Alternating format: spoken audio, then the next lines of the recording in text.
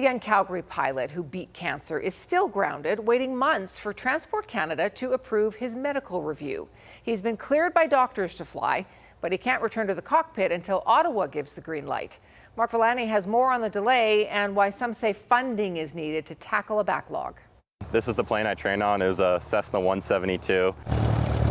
The Springbank Airport is where hundreds of Southern Alberta pilots earn their wings. For 20-year-old Ethan Larson, it's where his lifelong dream took flight. Basically, since I could walk, I've always dreamed of being a pilot. But all of that changed last April. Just a week after graduating as a commercial pilot, Larson was diagnosed with acute myeloid leukemia. It was quite devastating because I worked so hard and everything was going great. He underwent chemotherapy and a stem cell transplant. Doctors eventually declared him healthy, and in December he submitted his medical review application to Transport Canada. Fast forward 8 months, and his file is still sitting in Ottawa. And they told me that if I keep contacting them, it will delay the process even more. I had companies calling me and they were asking when I can come back, and I just had to keep telling them that I'm stuck on the ground right now. Transport Canada has upwards of 60,000 medical applications to review annually, 25% of which are considered complex. The safety and security of the aviation sector is a top priority. A complex file will result in extended timelines for consideration of flexibility. The last thing you want to do is hold the kid back. Country music star George Canyon is an avid pilot himself.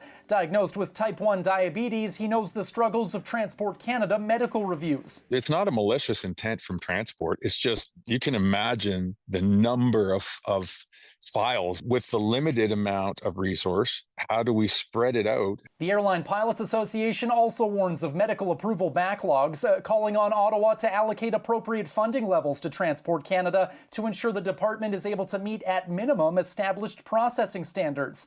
And in the wake of a nationwide pilot shortage, some say these jobs are in high demand. Air Canada alone loses around 100 pilots a year for retirement. But those opportunities are dwindling the longer this pilot is forced to wait. These are people's lives at stake and livelihoods. Mark Villani, CTV News, Calgary. Transport Canada says its Aviation Medical Review Board regularly meets to process applications, but wouldn't confirm if it was experiencing any staffing issues to address backlogs.